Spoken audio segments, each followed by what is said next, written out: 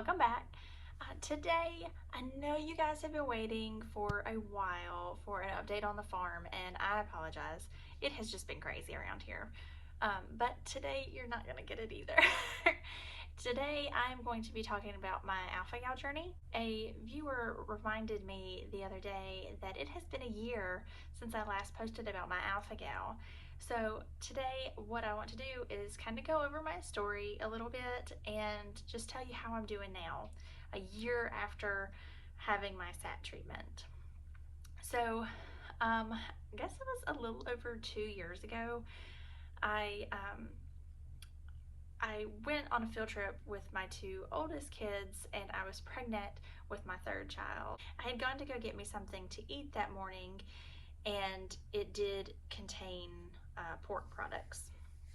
So we went on the field trip, and I got extremely sick to the point that I had to take my kids, and even though I was a chaperone, I had to leave early, and somebody else had to take the kids that were traveling with me into their vehicle. I went to the hospital. I went to a urgent care, and the urgent care was very sympathetic and understanding what all I was going through, because one of their doctors that was at that urgent care also has alpha-gal, and she was like, this sounds exactly like me. And then I just felt awful. I couldn't get out of bed for about 3 days. Like I could not physically get out of bed, and I was having all kinds of intestinal issues, and just extremely nauseous and just sick, just downright sick. And like I said, I was pregnant with my third child at the time, so it was a very scary time, and I was very dehydrated. So we decided to go to the hospital. The hospital conducted their own testing, and they did a ultrasound on baby number 3 just to make sure that he was okay. Once we found out that he was okay, they gave me a few bags of fluids and sent me home, basically, because there was nothing that they could do. After about 2 weeks, I would say that I was back to normal, and because of everything that the urgent care had told me, I stopped all red meat products, basically anything that isn't turkey, chicken, or fish, because that's literally all you can eat. If it doesn't have feathers or fins, you can't eat it. So we took a lot of precautions. Everything seemed to be doing okay. I could have very little milk products, so I was trying to keep my milk consumption up because I was pregnant. So I wanted to make sure that the baby was okay and everything. So I was trying to drink a glass of milk a day, even though my doctors were not really happy about that. About 6 weeks or so later, I did get the test results back from urgent care saying that I did have alpha-gal, and then I started my journey with a allergy specialist, and I didn't really feel like that was necessary because the allergy specialist didn't even know a lot about it at the time. So fast forward to about 1.5 years after having alpha-gal, I decided to have SATT treatment done, and I went, SATT is a acupuncture treatment. Real allergists don't really like it. They don't believe in it. It's because it's something different, and they're not making any money off of it.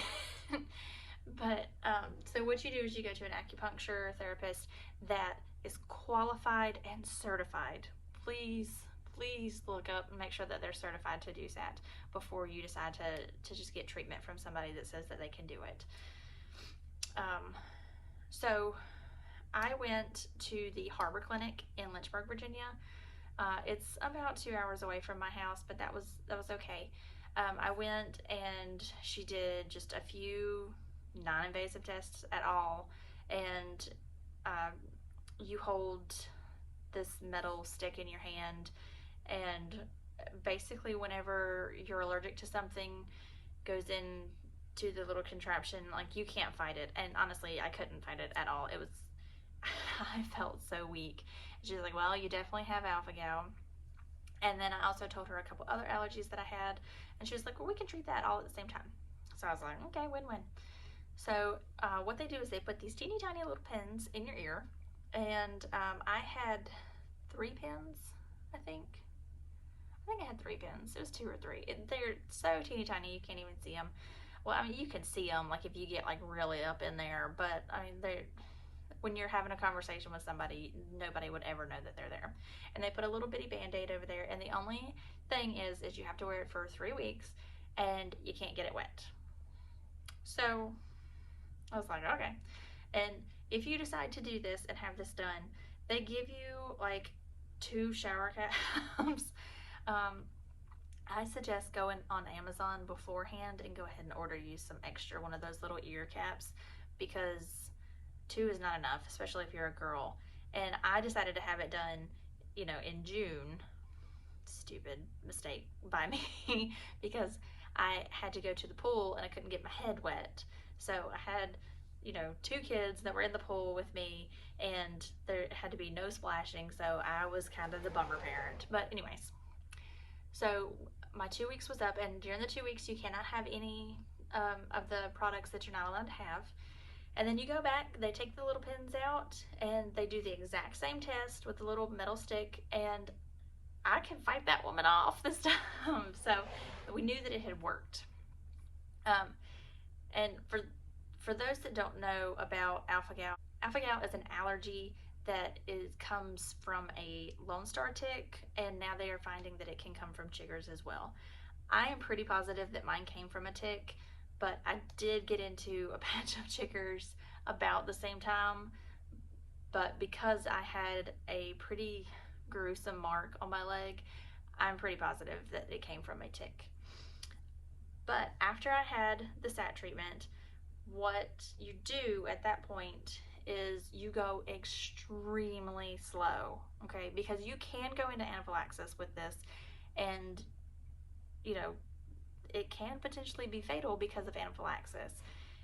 I had milder symptoms, so I didn't have to really worry about that, but I know some people that, it's some bad stuff out there. So what I did was, a couple of days after I had it done and had gotten back home, I finally worked my nerve back up, and I took just a little pinch of red meat, and I ate it and tried to make sure that nothing happened. I waited several hours, nothing happened. So I was excited about that. The next day, I took like a pinch and a half and ate it. You have to go super, super slow. And eventually, I don't know, a couple weeks later, I had worked my way up to, a whole cheeseburger. But it would be like 1 cheeseburger in a day. Or, if I had sausage for breakfast in the morning, I definitely would not go and have a cheeseburger for dinner. It has to go really slow and just like isolate things, especially if you're trying something new. So don't try sausage and bacon in the morning, because you're not gonna know which one, if you have a reaction, you're not gonna know which one it was. But anyways, back to the clinic that I went to. It was the Harbor Clinic in Lynchburg. They were extremely nice, and my procedure cost $200 for the first visit, and then you don't have to pay anything for the second one. And if for some reason or other it doesn't work, they will do it one more time for that included price of the $200 that I had already paid. Again, that was a year ago, so I don't know if they're still price range. I would assume that it is. But to the what am I doing today? Today, I can eat steak. I can eat cheeseburgers. I can eat ribs. I can eat whatever I want to eat. It's fantastic. I'm still doing really great with it. I do try to limit myself a little bit. Oddly enough, what still bothers me the most is dairy. I'm okay with cheese, but there's something about actual milk that I try not to consume more than a glass a day. If it's mixed in with things, then that's fine. But if I'm just drinking milk straight, it it's it makes me feel really nauseous if I have more than a glass a day. So I do limit that.